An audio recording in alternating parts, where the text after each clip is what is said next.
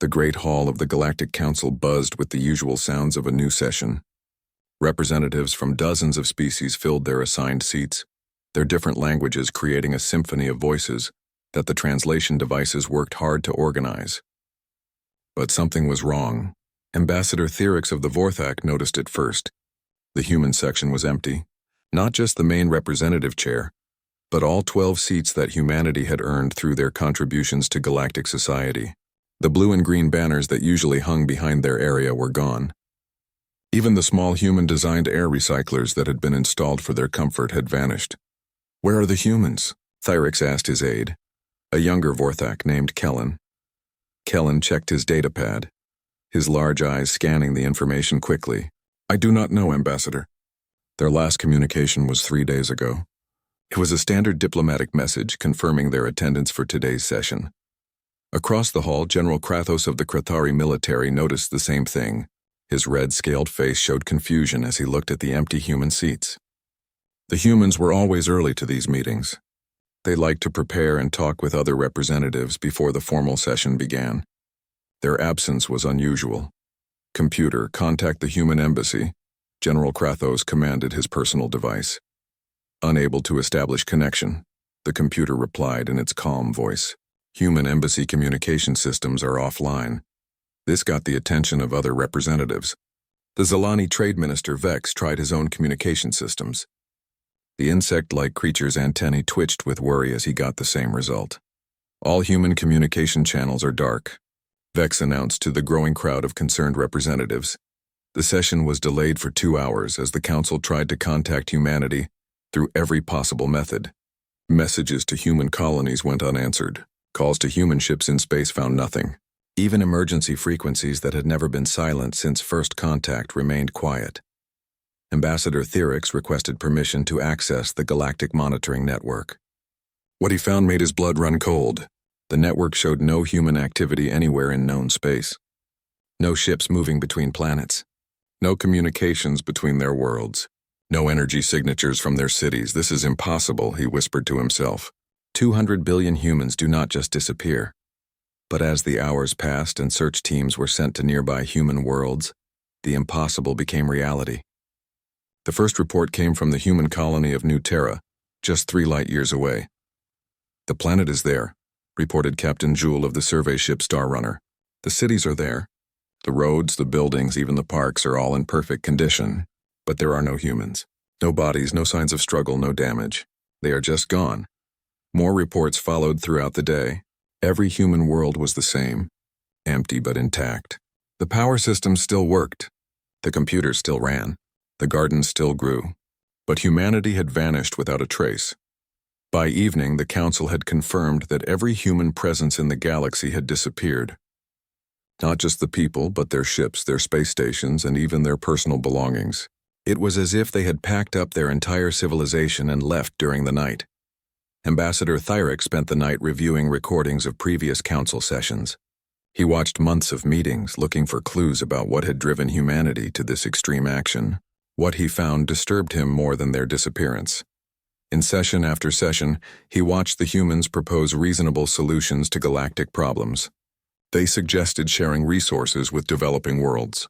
They argued for protecting planets with primitive life. They pushed for peaceful exploration instead of military expansion. And in every case, the other council members voted against them. The Krathari wanted to expand their military control. The Vorthak were focused on their scientific supremacy. The Zalani only cared about trade profits. Smaller species followed the lead of these major powers, hoping for protection or economic benefits. Theorix watched as human representative Sarah Chen made passionate speeches about cooperation and shared prosperity. He saw the tired look in her eyes as proposal after proposal was rejected. He noticed how the humans gradually spoke less in meetings, their contributions becoming shorter and more formal. The last session before their disappearance had been particularly harsh. The humans had proposed a plan to help the Rimmer worlds develop clean technology. The proposal would have cost the major powers some profits and military advantages. So they voted it down immediately. "The humans sit in this council because we allow it," General Krathos had said during that meeting. They should remember their place and stop trying to dictate policy to their betters. Theorix remembered how Sarah Chen had looked at that moment. Not angry, not hurt, but resigned. She had simply nodded and said, "We understand the Council's position perfectly." Those were the last words any human had spoken in the galactic community. As Thyrix reviewed more data, he discovered something that shocked him. The humans had been quietly reducing their presence in galactic affairs for almost 2 years. They had slowly moved their populations from outer colonies to more central worlds. They had reduced their trade agreements and military partnerships. They had been preparing for this exodus while still attending council meetings and fulfilling their duties. "They planned this," he said to Kellen the next morning. "For 2 years they were preparing to leave us and we never noticed. But why leave without saying anything?" Kellen asked. "Why not announce their intentions or negotiate better terms?" Thyrix pulled up more recordings, these from informal gatherings and private meetings. "Because we never listened when they did speak. Look at this." The recording showed Sarah Chen at a diplomatic dinner 6 months earlier, talking quietly with Ambassador Thyrix himself. She had expressed concerns about the Council's direction, about the growing military tensions and the refusal to help developing worlds. "I told her that humans were too emotional about these issues," Thyrix said, his voice heavy with regret. "I said they needed to be more practical, more realistic about galactic politics." Now he understood. The humans had tried to communicate their concerns through normal diplomatic channels. They had made their positions clear in every vote and every speech. But the other species had dismissed their viewpoints as naive idealism. The morning brought more disturbing news. Trade routes that had functioned smoothly for decades were breaking down. Computer systems across the galaxy were experiencing errors. Scientific research projects were stalling. Military operations were facing unexpected supply problems. "The humans must have been involved in more systems than we realized," reported Vex, the trade minister. "Our economic models are showing significant disruptions." General Krathos was even more concerned. 3 of our military campaigns are reporting serious logistics failures. Systems we thought were Krathery designed apparently had human components. By the end of the second day, the scope of the problem became clear. Humanity had been deeply integrated into galactic civilization, but so quietly and efficiently that other species had forgotten their contributions. They had designed software, created communication protocols, mediated trade disputes, and solved technical problems. When they left, they took all of that knowledge and capability with them. The empty seats in the council hall suddenly seemed much larger. The silence where human voices used to offer alternative viewpoints felt oppressive. The galaxy had not just lost a member species. They had lost their conscience, their mediators, and their most innovative problem solvers. And the worst part was that the humans had never said goodbye. They had simply decided that the galaxy was better off without them, and they were better off without the galaxy. As Ambassador Thyrix stood in the empty human section of the council hall that evening, he realized that the greatest tragedy was not that the humans had left. It was that they had felt they had no choice but to leave without a word. 3 months had passed since the humans vanished, and the galaxy was starting to feel the pain of their absence. What had begun as confusion and curiosity was becoming a crisis that touched every corner of galactic civilization. General Krathos stood in the command center of the Krathari flagship Iron Dominion, staring at tactical displays that made no sense. His war against the hive clusters, which had been progressing smoothly for years, was now falling apart. Supply ships were getting lost. Battle formations were breaking down. Weapons systems were malfunctioning at critical moments. "What is the status of our logistics network?" he demanded from his chief of operations. Commander Vex, a scarred veteran of many campaigns, looked uncomfortable. "Sir, we have discovered that our entire supply chain management system was built on human-designed software. When they left, they took the source code and all the maintenance protocols with them." Krathos felt his temper rising. "Impossible. That system was designed by our best engineers. Our engineers designed the interface, sir. But the core algorithms that calculate optimal routes, predict supply needs, and coordinate timing across multiple star systems were human creations. We hired them as consultants 20 years ago and never bothered to learn how their systems worked." The general's claws scraped against the metal railing as his anger grew. "Find alternatives. Use older systems. We tried, sir. Our older systems cannot handle the complexity of modern operations. We are fighting across 12 star systems with thousands of ships and millions of soldiers. The human software made it look easy because it was incredibly sophisticated. Without it, our commanders are struggling to keep even basic supplies moving. The situation was even worse than Vex admitted. Across the Krithari military, the absence of human technology was causing chaos. Battle computers that had worked perfectly for decades were now producing strategic plans that failed in practice. Communication networks were experiencing delays and errors. Even the environmental systems on many ships were having problems because they relied on human-designed efficiency protocols. On the scientific world of Vorthak Prime, Ambassador Theorix was discovering similar problems. The great research institute that had been the pride of his species for centuries was grinding to a halt. Dr. Nalith, the head of theoretical physics, brought Theorix the devastating news during their weekly meeting. "Ambassador, we need to discuss our research crisis." "What crisis?" Theorix asked, though he suspected he knew the answer. 40% of our active research projects have stopped completely. Another 30% are showing major delays and problems. Dr. Nalith activated a holographic display showing their research portfolio. Red warning symbols covered most of the projects. We discovered that many of our most important breakthroughs in the past century were built on human theoretical work. They published papers and shared knowledge freely, so we never realized how dependent we had become on their insights. The Quantum Tunneling Network project, which had been Vorthak's most promising technology, was completely dead. The human physicist Dr. Jennifer Park had been a key contributor, and when she vanished with the rest of humanity, she took critical understanding with her. "What about our consciousness transfer research?" Theorix asked about another major project, also halted. The mathematical models we were using came from a joint paper written by our Dr. Keth and the human neuroscientist Dr. Michael Rodriguez. Dr. Keth admits he never fully understood Rodriguez's contributions, and now we cannot continue without that knowledge. Theorix felt a cold dread settling in his stomach. How many of our scientists worked directly with humans? Nearly all of them at some level. Humans were involved in almost every major scientific collaboration in the past 50 years. They were excellent at connecting ideas from different fields and solving problems that stumped specialists. The economic situation was no better. Trade Minister Vex of the Zalani was facing the collapse of several major trade routes that had functioned smoothly for decades. The problem was not just the loss of human business, though that was significant. The real crisis was that humans had served as neutral mediators in countless trade disputes. The Korath and the Benali are refusing to use the same trade stations, Vex explained to the Emergency Economic Council. They have hated each other for generations, but human diplomats always found ways to keep their business relationships working. Now they are demanding separate facilities, which doubles costs and reduces efficiency.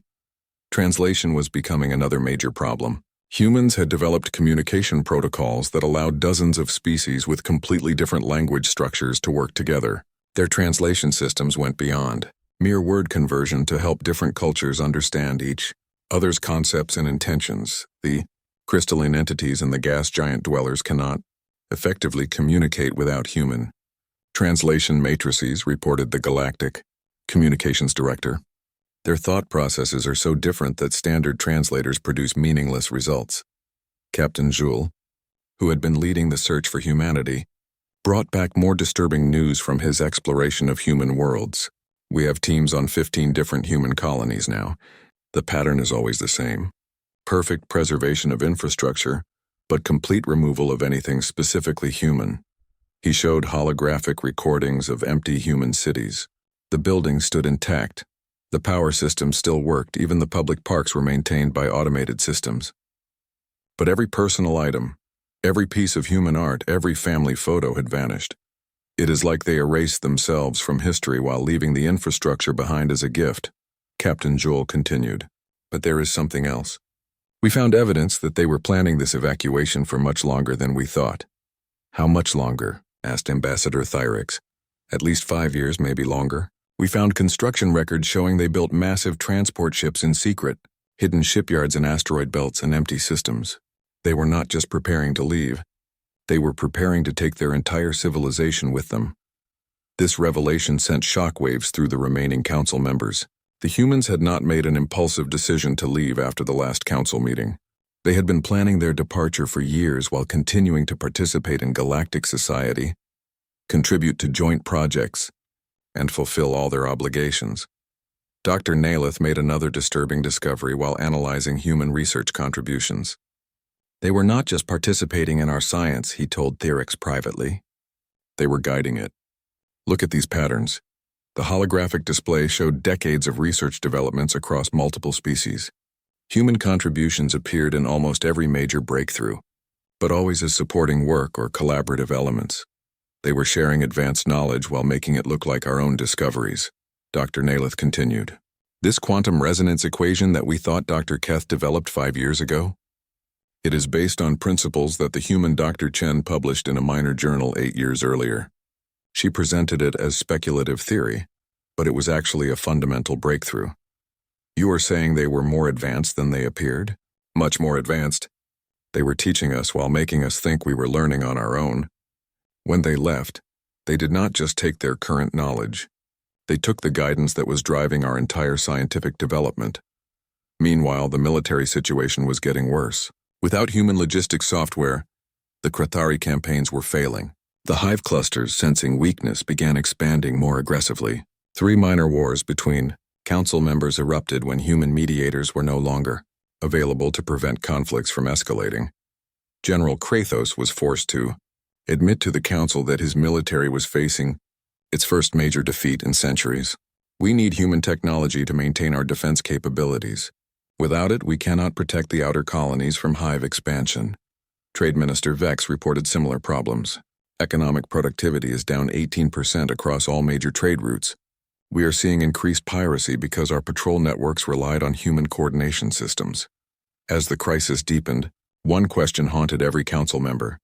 If the humans were so important to galactic civilization, why had they been treated as junior partners? Why had their voices been ignored and their contributions taken for granted? Ambassador Theorix spent long nights reviewing historical records, trying to understand how the galactic community had made such a massive mistake. The evidence was clear. Humans had been quietly holding galactic civilization together through their innovations, mediation, and problem-solving abilities, and the Council had dismissed them as idealistic newcomers who needed to learn their place in the cosmic order. Now, as systems failed and conflicts erupted across the galaxy, that cosmic order was collapsing. The humans were gone, and the remaining species were discovering just how much they had depended on the people they had taken for granted. 6 months after humanity's disappearance, the Galactic Council faced its worst crisis in recorded history. What had started as inconvenience was now threatening the survival of galactic civilization itself. Ambassador Theorix called an emergency session as reports flooded in from across the galaxy. The great hall that had once been filled with confident voices now echoed with desperation and fear. The empty human section seemed to mock the remaining representatives as they struggled with problems they could not solve. General Krathos delivered the military report first, his proud bearing replaced by barely controlled panic. The hive clusters have broken through our defensive lines in the outer rim. Without our logistics systems, we cannot coordinate a proper counterattack. 3 colonies have been overrun, and 7 more are under direct threat. The hive clusters were an ancient enemy, insect-like creatures that consumed entire worlds to feed their ever-growing population. For 50 years, the combined military might of the Council had kept them contained in a small sector of space. Now they were spreading like a plague across the galaxy. How long can the remaining defenses hold? Asked Trade Minister Vex, his antenna twitching with nervous energy.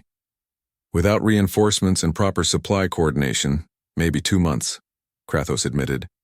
Our forces are fighting bravely, but they are running out of ammunition, fuel, and spare parts.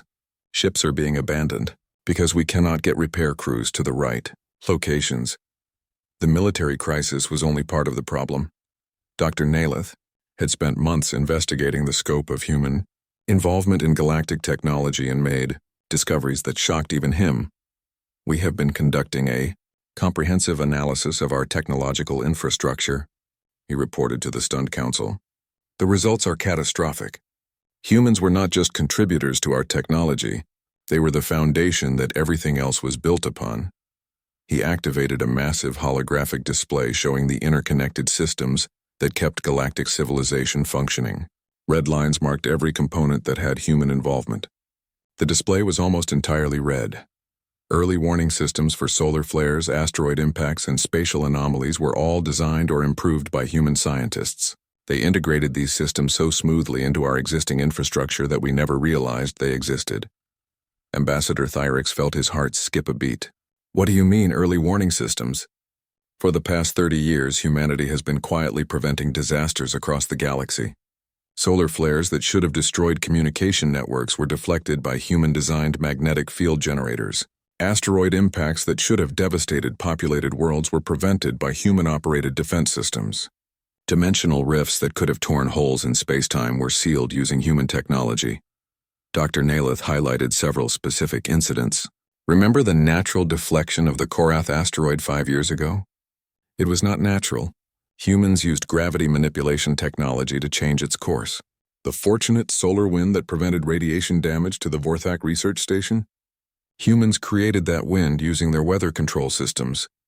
The council members sat in stunned silence as the scope of humanity's secret protection became clear.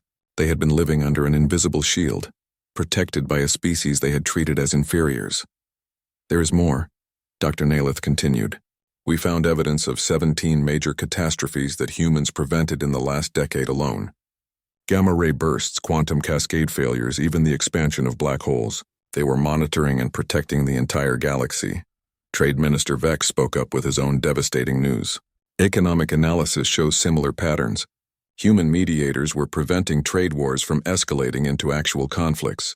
Without their intervention, we now have 3 active military disputes between council members. The Korath Empire and the Benelli Federation had declared war over mining rights. The Crystal Collective was threatening the gas giant alliance over trade route access. Minor species were choosing sides and the galactic community was splitting apart. How did we miss this? Asked Representative Zellar of the Aquatic Worlds. How did they hide so much involvement in our daily lives? Thyrix had been asking himself the same question for months. The answer was both simple and damning. They did not hide it. We simply never paid attention. We saw humans as junior members who should be grateful for their inclusion in galactic society. We never bothered to understand what they actually contributed. The investigation had revealed the true nature of human involvement in the Council. They had not been the idealistic newcomers that other species believed. They had been the most advanced civilization in the galaxy, quietly guiding and protecting everyone else while pretending to be students learning from their betters. Captain Jewel brought the most disturbing news of all. His exploration teams had been searching human space for 6 months, looking for any clue about where they had gone. What they found challenged every assumption about human capabilities. We discovered construction sites in deep space, he reported. Massive engineering projects that dwarf anything in Council technology. Humans were not just living on planets. They were building artificial worlds, moving stars, and manipulating space-time itself. The holographic display showed images that seemed impossible. Entire star systems had been reorganized. Planets had been constructed from asteroid fields. Stars had been moved into new orbits to provide optimal energy for inhabited worlds. This technology is centuries ahead of anything we possess, Captain Jewel continued. We found evidence of faster-than-light communication networks that span the entire galaxy. Energy generation systems that use quantum mechanics we do not understand. Even gravity-controlled technology that could move entire solar systems. Ambassador Thyrix stared at the images, trying to comprehend what he was seeing. If they had this technology, why did they live on ordinary planets? Why did they use standard council ships and weapons? Because they chose to, Captain Jewel said quietly. We found personal logs left behind by human engineers. They deliberately used inferior technology when dealing with other species. They wanted to fit in, to be part of the galactic community, even if it meant hiding their true capabilities. The implications were staggering. Humanity had possessed the power to dominate the galaxy completely. They could have conquered every other species with ease. Instead, they had chosen to participate as equals in a democratic system, contributing their knowledge and protection while pretending to be ordinary. Dr. Naleth added another piece to the puzzle. We analyzed the pattern of their departure more carefully. It was not random or hurried. They spent years gradually moving their most vulnerable populations first. Elderly, children, and disabled individuals were evacuated in the early phases. Essential personnel and infrastructure remained until the very end. They were protecting their own people while maintaining their obligations to us, Therix realized. Even while planning to leave, they continued to prevent disasters and maintain the systems that keep our civilization running. The council session lasted for hours, as the full scope of the crisis became clear. Without human protection, the galaxy was facing natural disasters that no one else knew how to prevent. Without human mediation, the council was fragmenting into competing factions. Without human technology, even basic infrastructure was beginning to fail. Representative Zalar asked the question that everyone was thinking: can we contact them? Can we negotiate their return? Captain Jewell shook his head. We have tried every communication method known to council science. We have broadcast messages to every corner of the galaxy. Either they are not receiving our signals, or they are choosing not to respond. The truth was becoming obvious to everyone in the hall. Humanity had not left because of a single council decision or a moment of anger. They had left because they realized that the other species would never see them as equals, never appreciate their contributions, and never share their vision of cooperative galactic civilization. As the session ended, Therix remained in the Great Hall, staring at the empty human section. The silence was deafening. For decades, human voices had offered alternative perspectives, suggested compromises, and pushed for solutions that benefited everyone rather than just the powerful. Now those voices were gone, and the galaxy was tearing itself apart in their absence. The hive clusters were advancing. Trade wars were becoming shooting wars. Natural disasters were striking without warning. The technological infrastructure that supported billions of lives was slowly failing. The council had spent so long taking human contributions for granted that they had never learned how to maintain galactic civilization without them. They had dismissed human idealism as naive, not realizing that it was that idealism that held the diverse and often hostile species of the galaxy together. As Therix finally left the empty hall, he understood the bitter irony of their situation. The council had always believed they were teaching humanity how to be part of galactic society. In reality, humanity had been teaching them how to be civilized, and the council had failed the lesson. Now the teacher was gone, and the students were discovering just how much they had never learned. 1 year after humanity's departure, the Galactic Council authorized the largest search operation in recorded history. Ambassador Therix had convinced the remaining members that finding humanity and negotiating their return was the only hope for galactic survival. The search fleet consisted of the best ships from every major species. General Krathos commanded the military vessels, despite the ongoing war with the hive clusters. Trade Minister Vex provided logistics support through his commercial networks. Dr. Nalith led the scientific investigation teams. They pooled resources that should have been used for defense and survival, gambling everything on the hope of bringing humanity home. Captain Jewell took command of the Exploration Division, leading them into the unexplored regions where his scouts had found evidence of human activity. What they discovered there would change the Council's understanding of humanity forever. The first major finding came from the Deep Space Monitoring Station Far Reach, positioned at the edge of Council territory. Ensign Kayla, a young Vorthak scientist, detected energy signatures that should have been impossible. "Captain, you need to see this," she called Jewell to her station. "I am reading massive gravitational disturbances in the outer dark region. Something is manipulating space-time on a scale I have never seen before." The outer dark was a region beyond the galaxy's edge, containing only empty space and a few scattered stars. No known civilization had ever shown interest in such a barren area. But the readings suggested massive construction projects spanning multiple star systems. Captain Jewell ordered the fleet to investigate.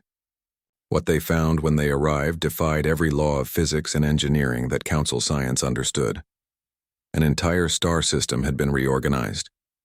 3 red giant stars had been moved into a perfect triangle formation, their combined energy being harvested by structures that stretched across billions of kilometers. Planets had been constructed from asteroid belts, each one perfectly positioned for optimal energy collection. Space itself seemed to have been folded and shaped to create transportation networks that could move objects instantly across vast distances.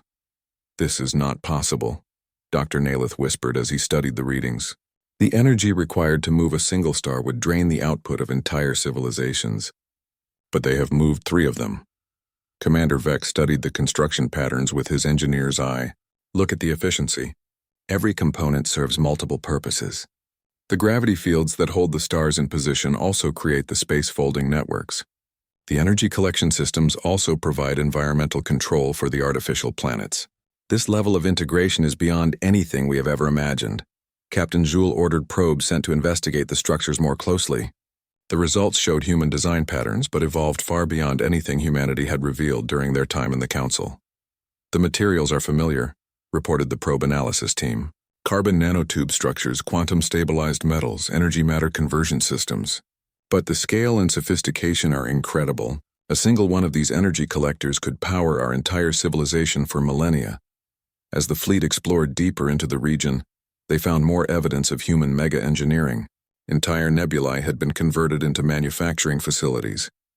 Black holes had been modified to create stable wormhole networks. Even empty space had been restructured to provide faster-than-light communication across galactic distances. The scope of human technology became clear when they encountered the first active human installation. It was a monitoring station orbiting a reorganized pulsar, clearly designed to observe Council space from a safe distance.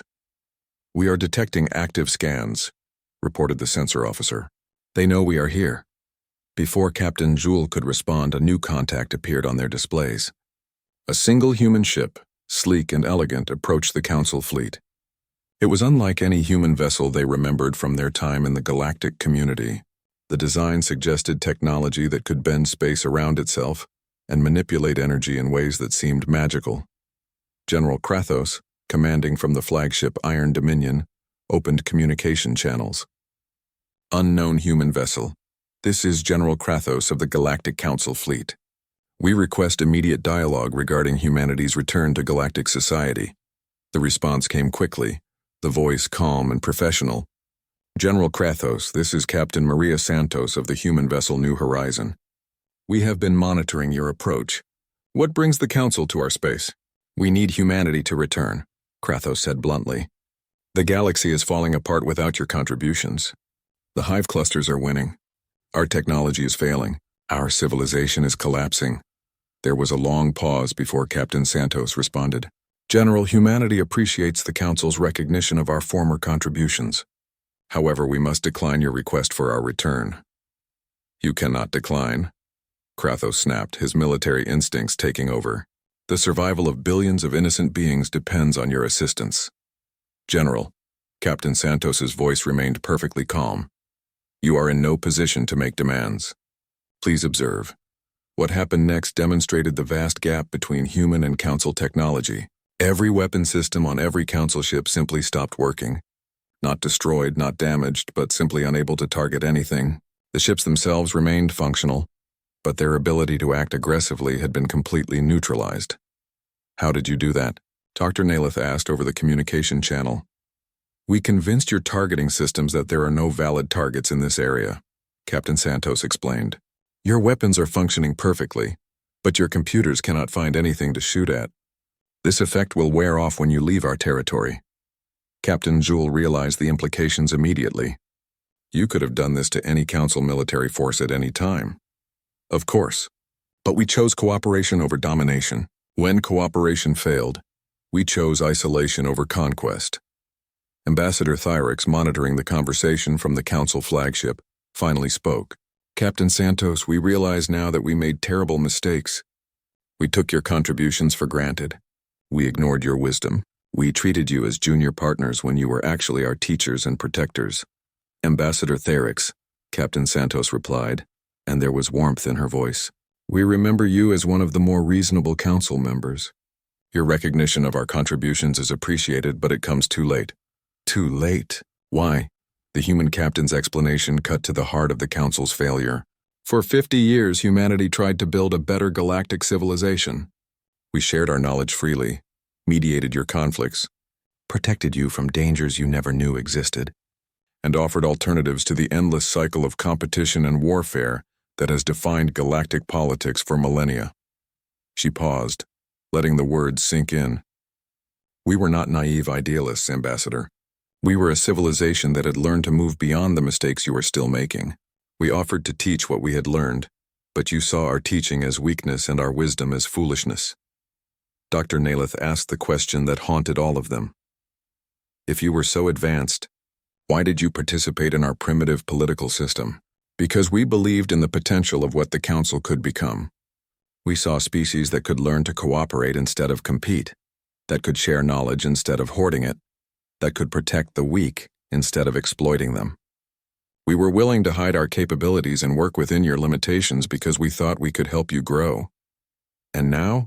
Therix asked quietly. Now we have grown beyond the need for your approval or acceptance.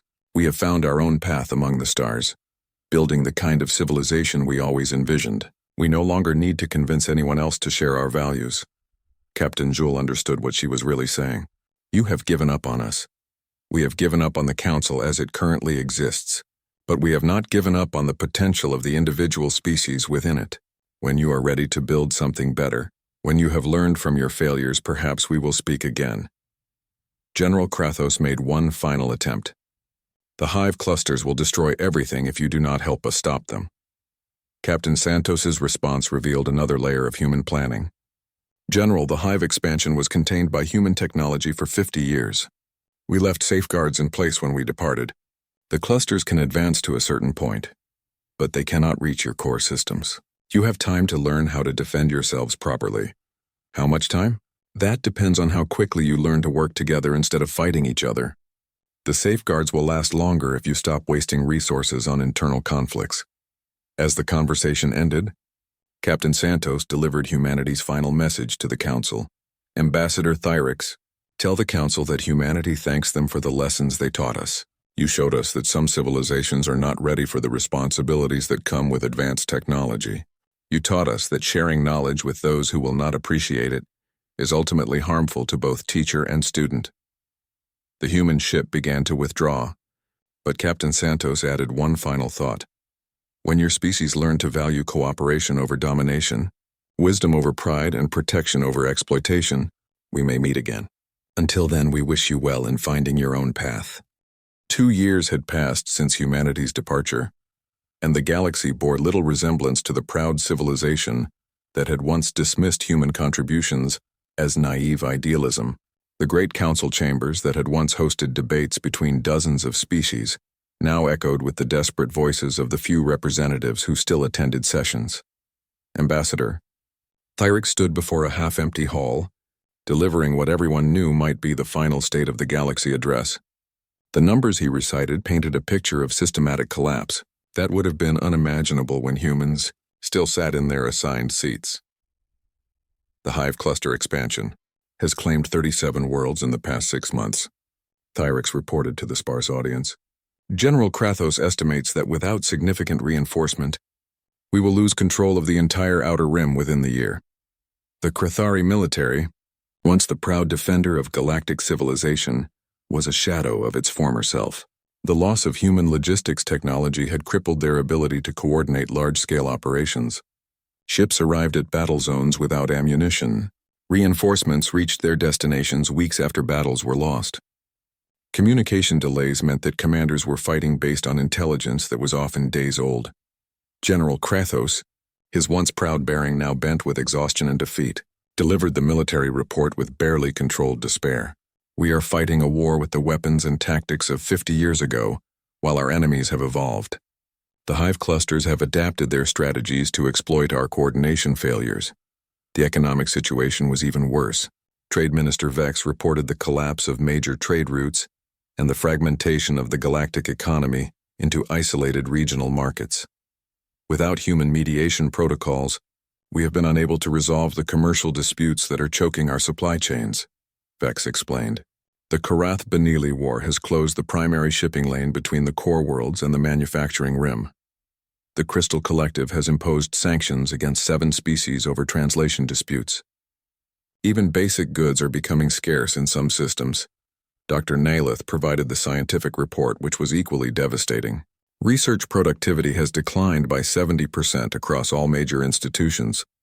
We have abandoned dozens of critical projects because we cannot understand the human theoretical foundations they were built upon. The quantum tunneling project that had promised to revolutionize galactic transportation was completely dead. The consciousness transfer technology that could have solved aging and death had been shelved indefinitely. Even basic improvements to existing technology had stalled without human insights to guide development. We have effectively lost 50 years of scientific advancement, Dr. Naileth concluded. We are now struggling with problems that we thought we had solved decades ago. But the most devastating report came from Captain Jules, who had been monitoring the continuing disasters that struck the galaxy without human protection systems. The early warning networks that humanity maintained in secret are beginning to fail, he reported. We have experienced 17 major disasters in the past year that would have been prevented if those systems were still operational. The list of catastrophes was staggering. Solar flares had destroyed communication networks across 3 systems. Asteroid impacts had devastated 2 agricultural worlds. A dimensional rift had opened near the Vorthak research station, requiring evacuation of the entire system. We estimate that approximately 2 billion beings have died from preventable disasters since humanity's departure, Captain Jules said quietly. They were protecting us from dangers we never knew existed. The council session was interrupted by an emergency communication from the outer territories. Representative Kalar of the frontier worlds brought news that sent shockwaves through the remaining delegates. 3 more species have withdrawn from the council, she announced. The aquatic worlds, the Silicon Collective, and the energy beings have declared independence and formed their own defensive alliance. The galactic community was fracturing. Without human diplomatic skills to bridge the gaps between radically different species, the council was splitting along biological and cultural lines. Oxygen breathers could not effectively communicate with methane-based life forms. Hive minds could not understand individualistic species. Energy beings found it impossible to relate to matter-based civilizations. How many species remain in the council? Thyrix asked, though he dreaded the answer. 15, Kalar replied, down from 43 when the humans departed. The session continued for hours as representatives struggled with problems they could not solve and crises they could not prevent. Every proposal was met with objections based on species-specific needs or cultural conflicts. Without human mediators to find common ground, even basic decisions became impossible. As the session neared its end, Thyrix made a decision that he had been considering for months. With the approval of the remaining delegates, he authorized the transmission of a formal message to humanity. It was a gesture of desperation, but also of genuine recognition. The message was broadcast across the galaxy, using every communication method known to council science. It was addressed not to humanity's government or military, but to the human people themselves. To the citizens of humanity. The message began. The Galactic Council formally acknowledges the magnitude of our failure. For 50 years, you contributed to our civilization with generosity, wisdom, and protection that we neither recognized nor deserved. The message detailed the specific contributions that humanity had made, from the logistics software that had enabled galactic defense to the early warning systems that had prevented countless disasters. It acknowledged the scientific breakthroughs that human researchers had made possible and the diplomatic skills that had held the diverse council together. We understand now that when you offered suggestions for peaceful development and cooperative governance, you were not being naive idealists. You were sharing the wisdom of a civilization that had already learned to move beyond the conflicts and competition that still plague the rest of us. The message included a formal apology for the dismissive treatment humanity had received and a recognition of their status as the most advanced civilization in galactic history. We offer this acknowledgement not in the hope of negotiating your return, but because truth and justice demand that your contributions be recognized. The galaxy is diminished by your absence, but we understand that our failure to appreciate your gifts made your departure inevitable. The message concluded with a promise. The remaining members of the Galactic Council commit to learning from our mistakes. We will strive to build a civilization worthy of the example you set. Whether or not you choose to engage with us again, we will work to become the kind of species that deserves to share the galaxy with humanity. The response came 3 days later, transmitted simultaneously to every populated world in council space. It was not addressed to the government or military leaders, but directly to the people of each species. Citizens of the galaxy, the human message began. Humanity thanks the Council for their acknowledgement of our former contributions. We are gratified that our efforts to help build a better galactic civilization are finally recognized. The message was brief, but profound. We departed not out of anger, but out of sadness. We saw the potential for something magnificent in the diversity of galactic species. But we could not force others to share our vision of what could be achieved through cooperation and mutual respect. Humanity made no promises about returning, but they offered something unexpected: hope. We continue to monitor galactic affairs, and we see signs of growth among some species. The current crisis, though tragic, may serve as the catalyst for the wisdom that we tried to share through words alone. Sometimes the most valuable lessons can only be learned through experience. The message concluded with an offer that surprised everyone. For those species and individuals who wish to pursue a different path, who have learned from recent events and genuinely seek to build something better, we remain open to communication. Not as the saviors of galactic civilization, but as partners in creating what could be. The transmission ended with coordinates to a communication beacon in neutral space, along with specific protocols for making contact. Ambassador Theric stood in the empty council chamber that evening. Looking at the human seats that had remained vacant for 2 years, the silence was different now. Where once it had been the silence of absence, now it was the silence of potential. 3 species had already announced their intention to contact the human beacon, not to beg for salvation, but to demonstrate what they had learned from their failures. The crisis was far from over, but for the first time since humanity's departure, there was hope that something better might emerge from the ashes of the old system. The galaxy had paid a terrible price for its hubris, but perhaps it was not too late to earn a second chance. The empty chairs remained as a reminder of what had been lost, but they also represented the possibility of what might yet be built by species humble enough to learn from their mistakes. Whether humanity would accept new partners in their cosmic journey remained to be seen. But the offer had been made, and the lessons had finally been learned.